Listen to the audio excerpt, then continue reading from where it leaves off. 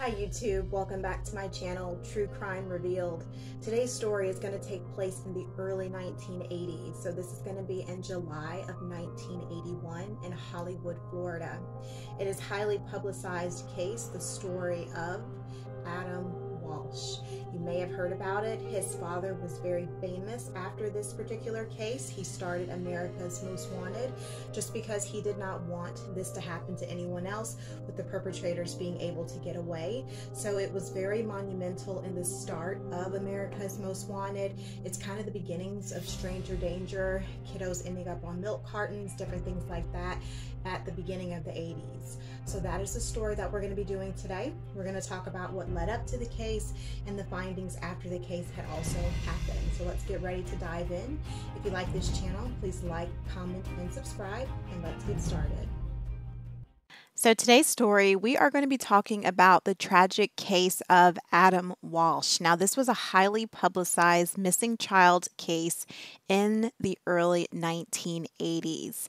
Adam Walsh's father, as you can see pictured on the screen, is John Walsh, and after his son went missing, he did not want other family members and parents to have to experience the turmoil and heartache of having a missing, abducted child who ends up murdered.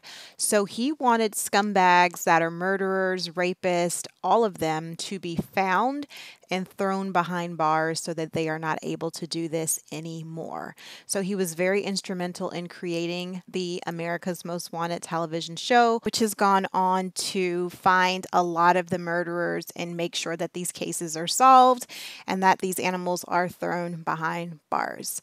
So let's get to the story about Adam Walsh. Adam Walsh was born on November 14th, 1974 in Hollywood, Florida. He is the son of John and Reve Walsh. Adam has three siblings, Megan, Hayden, and Callahan. Adam was described as being a kind, bubbly, and sweet little boy. He was very loving and sweet, but was also very shy and introverted. Living in Florida, of course, the time of his death, he was looking forward to going to Disney World because his father had promised that they were going to go there. Adam and his father, John, were very close. John described Adam as being the son that he had always wanted, and he loved his little boy. John was an awesome father and loved his son, and he stated that when he welcomed his son into the world, Adam, he was truly blessed, and it was one of his proudest achievements in his life. From an early age, Adam loved being in the water, and his parents said that there was nowhere else he would rather be than at the beach. Seeing that he was a 6-year-old boy living in South Florida, it's no surprise that he loved going to the beach. His father, John, says that he was fascinated by the ocean and everything in it. He says that Adam could name all of the different types of fish and coral, and he knew what a triggerfish was from a grouper. So he was very well versed in marine life and just loved being in the water. John also said in my research, I discovered that his son was the kindest little boy. He would share his toys and his books. He especially liked sharing his books, the favorite ones about oceans and pirates. And like other little boys his age, he was a baseball fan. However, he would rather stop and examine a butterfly than actually catch a fly ball in the outfield. So even though he loved baseball, and the famous picture that we always see of him is this baseball photo, he loved sports, but he was more into nature, looking at butterflies, bugs, and animals. And I just thought that was really, really interesting because I never knew that. You always see in these famous pictures of him with the baseball hat and the baseball, and he went missing the day of the abduction wearing a baseball hat. I just always assumed that he was just this little boy who loved baseball and that was just his favorite thing ever. And while he did enjoy it, there were so many other dimensions to him that I learned about in this case that were super, super interesting as well. And I hope that you find that interesting in learning about it today as well. The day of July 27th, 1981 was a day that started like any other day for Adam and his mother, Reve. They went to the Sears shopping store in Hollywood Mall. And in the 80s, Sears was booming. Today, there's not a ton of Sears left. All the ones that I know of are all closed down, but there might be some in other parts of the country that are still opened. But in the height of the 80s, Sears was booming. So they had all of these different parts of the department store. You've got your clothing, you've got your furniture and lamps, you've got toys, games, the works. Now, Reve has a specific lamp that she's interested in and she's inquiring about, so she wants to go to that section to figure it out. They actually entered Sears through the north entrance, and Adam is 6 years old. He doesn't want to go to this boring lamp part of the store with his mother. He sees a group of boys playing, taking turns, playing a game. It's actually the Atari 2600 video game. Guys, this is the beginning of the 80s, right? Height of video games, arcade games, Nintendo, all of that. Kids love this kind of stuff. So he wants to stay in the front of the store and watch the kids play the video games. Maybe he could get a turn. Now, when they had gone to the store previously, again, this is the early 80s. A lot of this crazy stuff wasn't really occurring like that. Stranger danger hadn't really quite started. The milk carton kids in the mid 1980s hadn't started. Reve isn't really doing anything wrong. She just thinks it's going to be about 5 minutes. I'm going to go see if this lamp is on sale. She tells them, stay right here, stay with these kids. I'll be right back. I'm not even going to be about 5 minutes or so. So when they entered Sears, it was about noon or a little after noon. By the time she goes to inquire about the lamp to see if it's on sale and she comes back, it's about 12:15, and Adam is nowhere to be found. And I know that Reve had that pit in her stomach when you are so scared and your heart is beating so fast when you realize that your child is gone, but you're trying to remain calm, you're trying to remain positive. Surely he's going to be around here somewhere. But she comes back and she finds that the kids are gone and Adam is nowhere to be found in not even 5 to 10 minutes. When they say in a blink of an eye this kind of stuff can happen, they are not kidding. Literally, she says that it was only about 5-10 minutes max that she's gone. She comes back and the other boys have disappeared. There's a store manager in the area that informs them that a little scuffle had broken out over whose turn it was at the kiosk. You know how kids can be. And so because of that, the security guard demanded that the boys leave the store. This security guard asked the older boys if their parents were present, and they said they were not.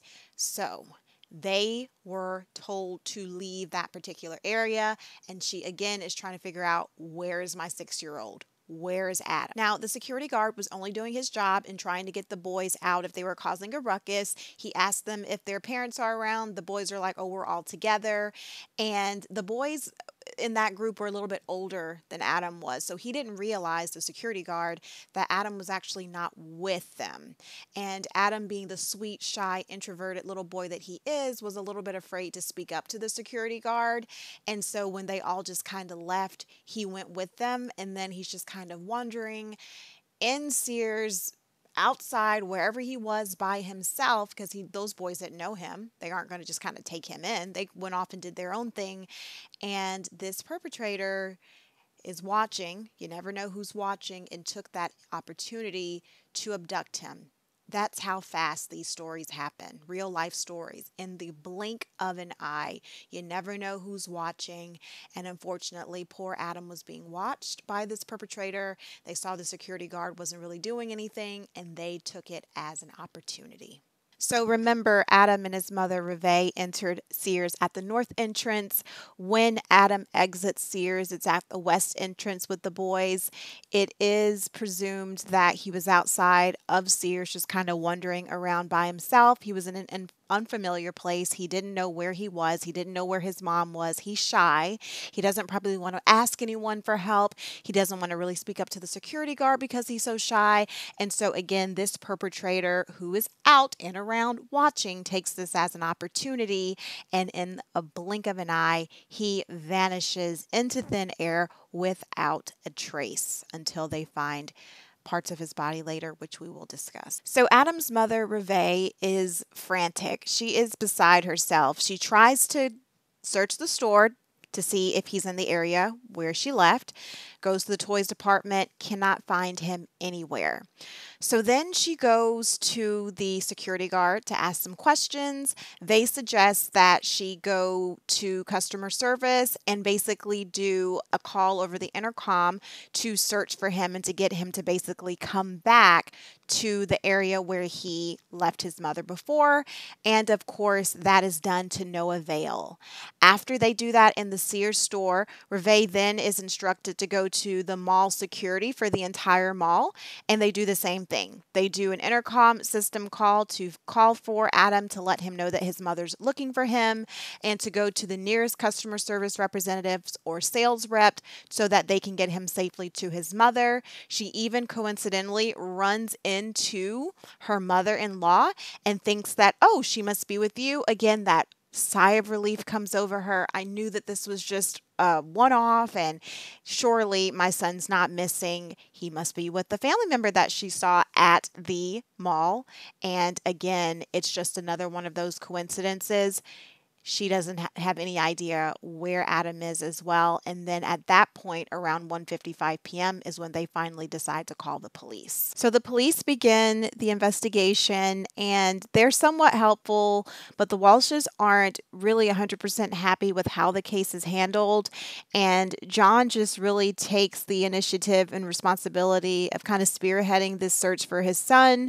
He gets in contact with the media. He even tells police he doesn't mind going in a separate room and just kind of spearheading this search for his son just because he's passionate that his son is still out there and he wants to find. And remember, there weren't a ton of cases like this in the early 80s. There were some in the 60s and 70s, but not quite as many as there were in the 80s going into the 90s. So Adam's disappearance and murder actually changed the way authorities handled missing kids cases just because John Walsh was so instrumental in this. This case actually made Florida become the first state to set up a clearinghouse for missing children as well.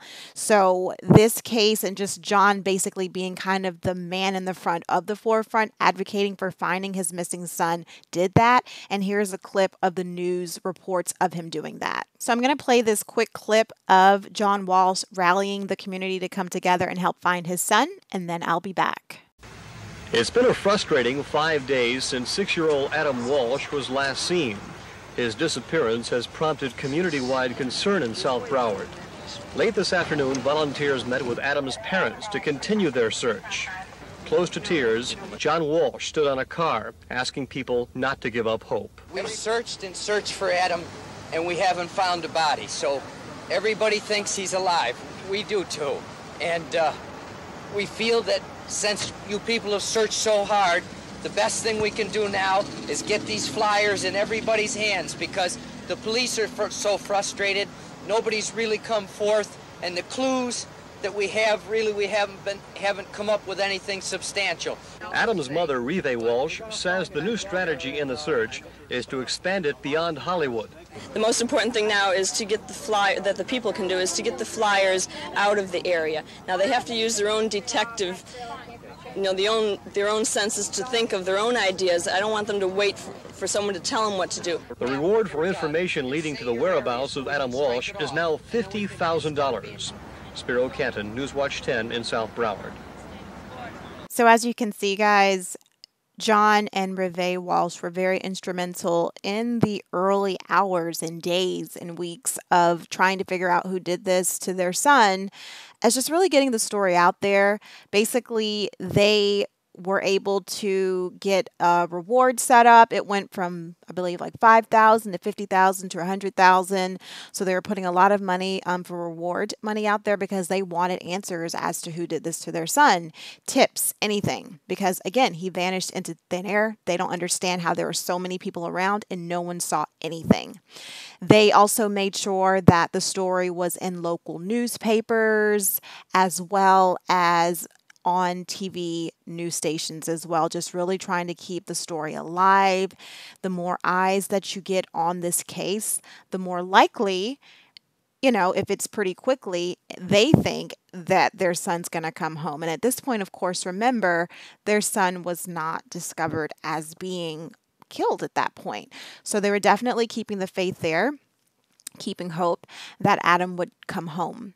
But as you know, This is not one of those cases, unfortunately, where the child was actually recovered.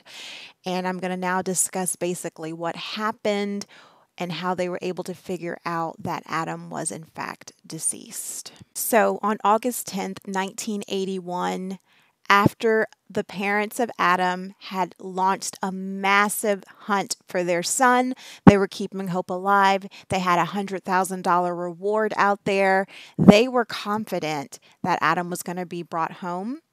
Their dreams actually turned into a nightmare of him coming back home, because the reality of him now no longer being alive was actually confirmed on August 10th, 1981. This is when there was a severed head that was discovered by two fishermen in a drainage canal in Vero Beach, Florida.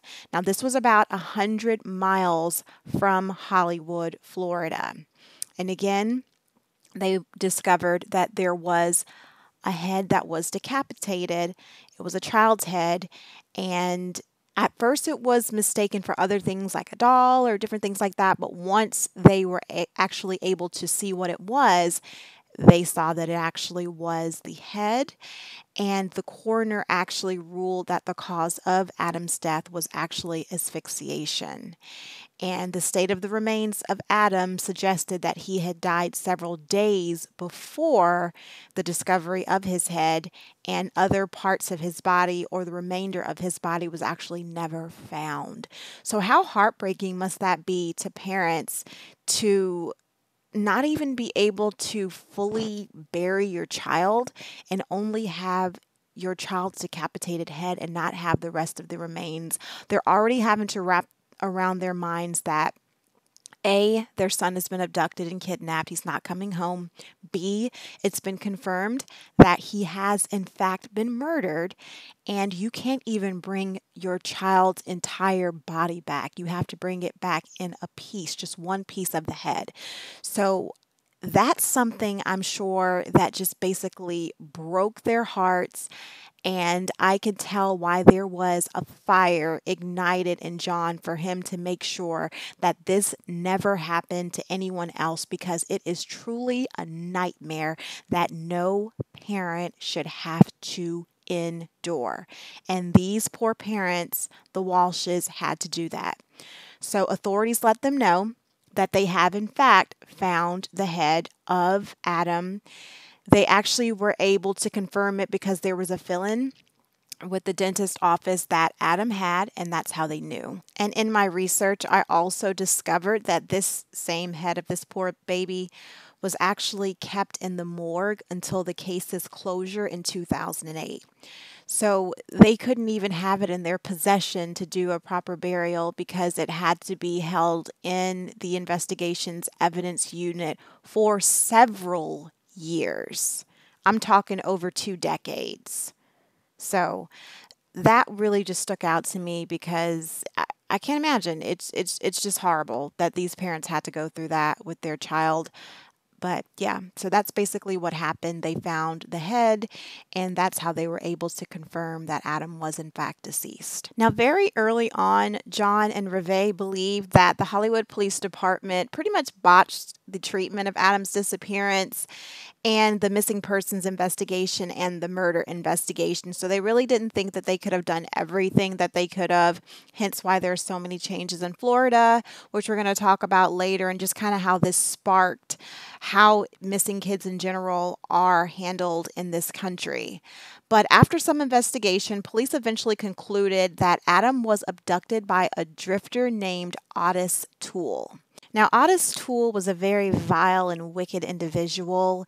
He actually is ultimately who investigators and authorities really just kind of pinpoint and decide was in fact most likely the person behind Adam Walsh's death. Now, in my research and investigations of Otis, he also had a really troubled childhood. However, there's no excuse for him doing this. If he in fact did this crime, there's no excuse, but he had a very troubled beginning. He was actually molested and raped as a child. It stated that his father would actually prostitute him to neighbors and other people as young as age 5. His mother and sisters would dress him in dresses and curl his hair and send him to school. So he had a very twisted and dark upbringing. So Otis was an American drifter and convicted serial killer of 6 counts of murder, and he was associated with Henry Lou Lucas, who was also a murderer, and the two of them were basically in a love relationship, if you will. And so Henry Lou Lucas also made confessions of murder as well. He actually kind of started at an early age, as you can see here pictured when he was very young, and basically he was convicted of murdering his mother in 1960 and 2 others in 1983. So Henry Lucas, as you can see pictured on the screen, actually admitted to about 600 plus murders, but a lot of those murders he went back and recanted the story. So a lot of these serial killers and murderers just want attention, but then you can't really figure out if they're telling the truth or not. But he has in fact admitted that he did in fact kill his mother. And if you can kill your mother, you'd kill anybody. So most of those are probably true. So Henry Lee Lucas, as pictured on my screen, the lover of Otis Toole, was a very, very, very bad man. They had several cold case murders that were closed based on his account of admitting to murdering these people. So he was essentially a murderer, a serial killer, as was Otis Toole. So basically, Otis and Henry were lovers. They both had very bad backgrounds and were essentially serial killers and murderers. But Otis is basically the prime suspect in the Adam Walsh case, and he's the one that investigators finally conclude is probably most likely the one that was basically behind his death based on everything that they found. So as I said before, Otis had a very bad background. He was born and raised in Jacksonville, Florida, to an alcoholic father who abandoned him. He had an abusive mother who again would dress him in girls' clothing, would call him Susan, and as a very young age he was a victim of sexual abuse and would basically go to next door neighbors and other acquaintances for prostitution purposes, if you will. Now, he was dubbed the Devil's Child, and he had a grandmother who was a Satanist who basically exposed him to various satanic practices and rituals in his youth. So he basically would admit to like cannibalism, different things like that, just because of the crazy background that he had. And it was stated that he was having mild retardation and he had an IQ of about 75 and epilepsy as well. So he had a lot that he was going through at a young age, which may have contributed as to why he was so crazy. However, it is no excuse as to why he would do this to this little boy, because he wasn't too crazy to not know how to hide the body and to try to get away with the murder. He wasn't that crazy, so he very well knew what he was doing. So back in 81, after some investigation, the police eventually concluded that Adam was actually abducted by Otis near the front exterior of Sears after being instructed to leave by that security guard. So Toole said that he had actually lured Adam into the front of his white Cadillac, which actually had a damaged bumper, and he gave him promises of toys and candy. And once Adam got into the vehicle, they then proceeded to drive on Interstate 95 toward his home in Jacksonville.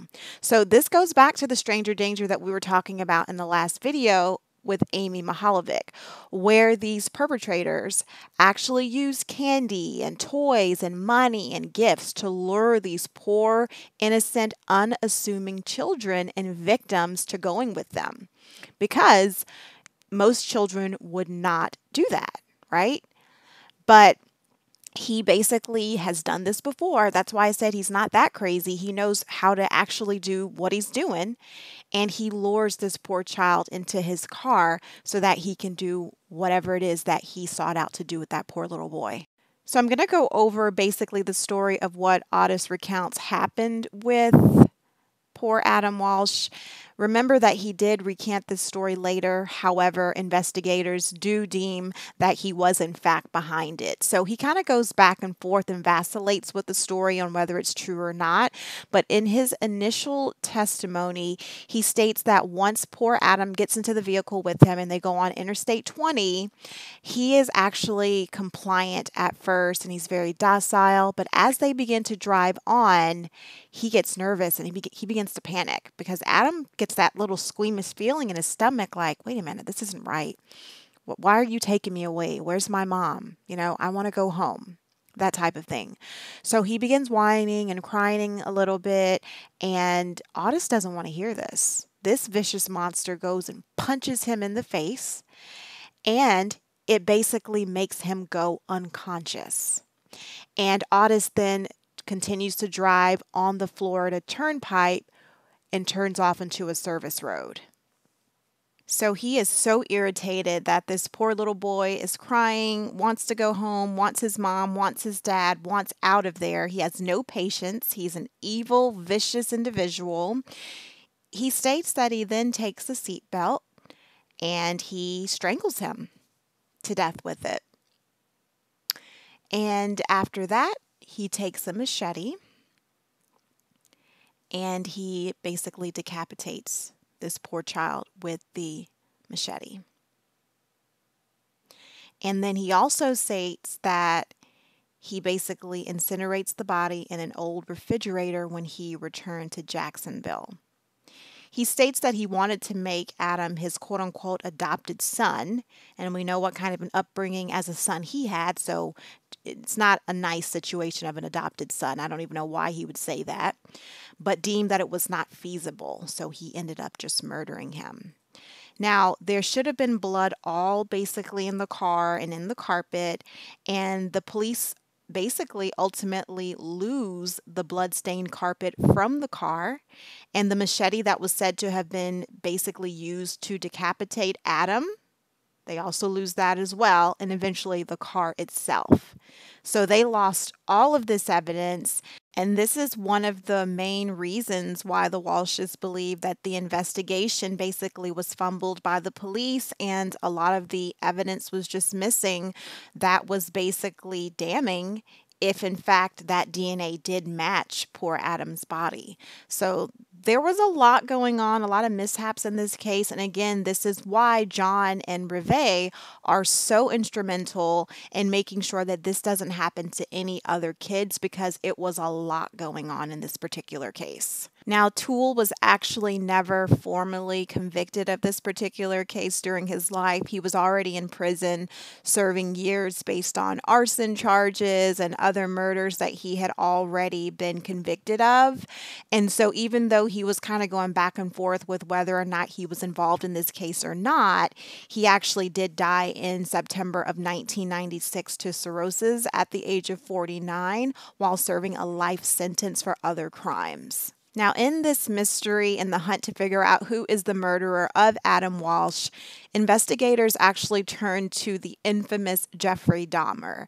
And if you are into true crime and have followed a lot of cases, you know who Jeffrey Dahmer is. He's one of the most infamous murderers in history. So very, very big name in the true crime is Jeffrey Dahmer. He was actually implicated in the murder of Adam Walsh as well. In 2017, it was discovered that in the year of 1991, there was a gentleman who called in to the America's Most Wanted show. Yep, the same one that John Walsh created, ironically so, and stated that he believed his son was a pedophile and could have possibly been behind the murder of Adam Walsh. So this is Jeffrey Dahmer's father, basically back in 1991, calling into the show of America's Most Wanted, stating that he believes his son is behind this because he is a pedophile and he was living in Miami Beach at the time of Adam's disappearance. There were also two supposed eyewitnesses that placed him in the mall that day, stating that they had seen a strange man walking around in the toy department. Another one stated that they saw a young blonde man basically throw a struggling child into a blue van and speeding off. And both of the witnesses recognized that they had seen the man as Dahmer in the pictures. So Dahmer, of course, had been very forthcoming in a lot of the murders that had taken place before. So when he basically was being questioned by investigators, he repeatedly denied his involvement in the crime. He stated, "I've told you everything, how I killed them, how I cooked them, who I ate. Why wouldn't I tell you if I did it to someone else?" And so John Walsh really didn't see that there was any evidence linking Dahmer to Adam's abduction and murder, as they were committed by Dahmer. So he eventually was just kind of scratched and was no longer looked at as a person of interest. And in 2008, police did in fact state that they believe Otis Toole was in fact the mastermind and the perpetrator behind the abduction and murder of Adam Walsh. And John was present when they made the announcement of that. They basically had done a review of the case, looking at all the evidence that they had had before, and they basically were satisfied with pinning Toole as the murderer. So that was some closure that at least John was able to get that. At this time, of course, it is in 2008. Remember, Toole has already passed away in 1996 for being behind bars for other murders. He died in prison. But at least I guess he got some answers, John and his wife, as to who did this to their son. But as you know, his legacy is continued today with America's Most Wanted and so many other wonderful projects that John has been able to do in turning this tragedy into something positive for other children. John Walsh made it his life mission to make sure that he helped in any way possible to make sure that this does not happen to anyone else's child. He was the founder of the National Center for Missing and Exploited Children in 1984. I know you've seen this logo before, you've heard about the organization. He is the head of that. He's seen pictured here with his family and Ronald Reagan, and he was just basically so proud to basically make sure that he created this foundation so that if other children went missing, there is actually an organization that can help in making sure they are able to get the word out there, make sure investigations are being run the way that they should. So I thought that that was amazing that he let Adam's legacy live through with this organization. Perhaps one of the most famous outcomes of this case that John Walsh did was in 1988. He became the host of America's Most Wanted, a show that has since helped law enforcement officials track down hundreds of thousands of fugitives. So this was definitely one of his greatest works and achievements in making sure that he keeps the legacy of his son alive and helping make sure that other criminals are found and placed behind bars where they deserve and need to be. In 2006, 25 years after Adam went missing, John Walsh and his wife Reve are able to work with then President George W. Bush to sign into law the Adam Walsh Child Protection and Safety Act. And what this law does is it creates a national database of convicted child sex offenders. So this is awesome. That is what we have today, where you can actually go online, you can put your address in, and you can see if there are convicted sex offenders in your area. This act did this all because of John Walsh, his wife Reve, and ultimately what happened to his poor son Adam back in the 80s. He's still pushing till this day, making sure that our children are being protected and that these offenders, these murderers, are behind bars where they belong. There was also a film called Adam back in 1983 that was aired on television, and it basically recounts the story of what happened when he went missing. What I love about the film is that after the film and, during commercial breaks and different things like that, they would actually feature current missing children that were actually missing at the time to kind of get the word out there for those children as well. So again, this is just the good that John and his wife Reve were just doing in the community to make sure that their children other people's children would not have the same fate doing all that they could. And this ultimately led to 13 of the 55 children on the broadcast actually being found, which was awesome, back in 1983. They aired it again in 1984, and 19 of those 51 children were found. And then back in 1985, 5 of the 54 children were found. So really, really good. So yeah, guys, that is the story, the tragic case of Adam Walsh. The missing children or the murdered children stories are always difficult for me to do because these are innocent children who basically at the hands of these perpetrators' lives are snuffed way too soon. So these are always difficult for me to do, but I love to get these stories out there to the public in case no one's ever heard of them before. I really just want to tell the story of these children and the victims in general, no matter what age, but the children really, really stick out to me also.